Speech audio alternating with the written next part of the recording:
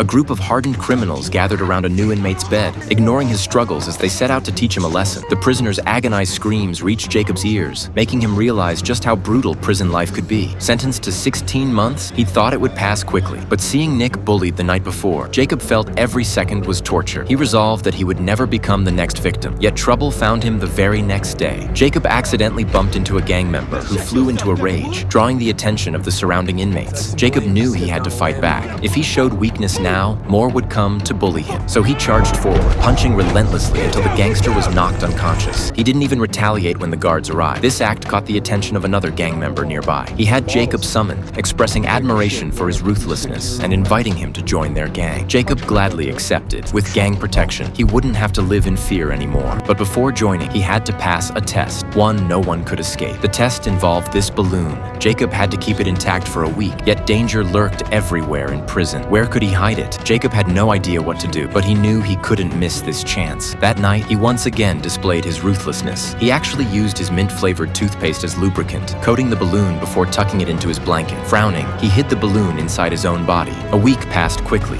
During yard time, Jacob slipped away, expelled the balloon, washed it clean, and handed it to the boss. The boss was satisfied, of course, and accepted Jacob into the gang. Jacob was overjoyed. With gang protection, he wouldn't be bullied anymore. Little did he know, his descent into the abyss had only just begun. Jacob's first task was murder, killing a gang traitor. Yet he'd never taken a life before. His hand trembled uncontrollably as he gripped the knife, but refusal was impossible. Since joining the gang, he'd learned the consequences of disobedience were far worse. He had no choice but to follow his comrades' orders. As the blade pierced the target's body and he watched them slowly lose consciousness, he felt his conscience die with them. For completing the task, Jacob was rewarded with a tattoo. In prison, the number of tattoos signified one's status. Jacob had become the most valued lieutenant of the gang leader, and now they were planning a brutal prison riot.